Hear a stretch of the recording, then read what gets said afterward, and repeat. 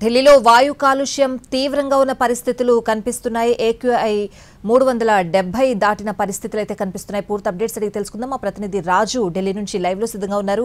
రాజు, ఏంటి పరిస్థితి? స్వాతి, దేశ రాజధాని ఢిల్లీలో అత్యంత దారుణంగా వాయు కాలుష్యం నమోదవుతున్నటువంటి పరిస్థితి కనిపిస్తుంది.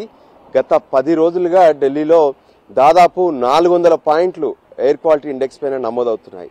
దాంతో ఢిల్లీలో ఉన్నటువంటి ప్రజలంతా కూడా తీవ్ర ఇబ్బందులు పడుతున్నారు. మనం ప్రస్తుతం అంటే 10 గంటలు దాటిన తర్వాత కూడా ఢిల్లీలో ఎలా ఉందో పరిస్థితి నేను స్పష్టంగా తెలియజేసే ప్రయత్నం చేస్తాను. ఎదురుగా ఉంది Rashtrapati Bhavan. So president of India నివసించేటటువంటి భవన్. రెగ్యులర్ గా కూడా వ్యూ అనేది నార్త్ బ్లాక్, సౌత్ బ్లాక్ ల నుంచి ఎంతో ఫేర్ గా కనిపిస్తూ ఉంటుంది.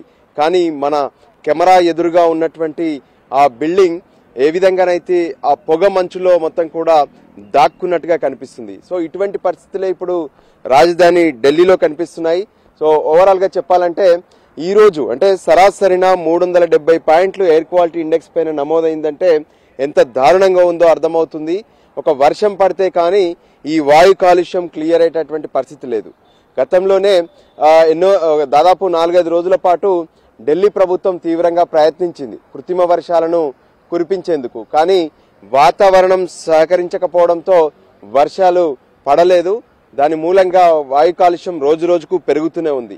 ఇప్పటికే ఢిల్లీలో ఉన్నటువంటి స్కూళ్లలో ఎటువంటి స్పోర్ట్స్ యాక్టివిటీస్ చేయొద్దనే విషయం పైన కూడా ప్రత్యేకంగా ఒకవైపు సుప్రీంకోర్టు ఆదేశాలు జారీ చేసింది. దానికి అనుగుణంగానే నిన్న ఢిల్లీ ప్రభుత్వం స్కూల్స్ కు ఆదేశాలు జారీ చేసింది. ఎక్కడా కూడా స్కూళ్లలో ఇక స్పోర్ట్స్ యాక్టివిటీస్ నిర్వహించవద్దు, ఎందుకంటే పిల్లలు బయట ఉన్నటువంటి వాతావరణానికి ఎక్స్పోజ్ అవుతే ఖచ్చితంగా వాళ్ళు అనారోగ్యానికి గురయ్యే అవకాశం ఉందని స్పష్టం చేశారు. సో ఈ నేపథ్యంలో ఢిల్లీలో ఉన్నటువంటి ప్రజలు సైతం తీవ్రంగా ఇబ్బందులు పడుతున్నారు.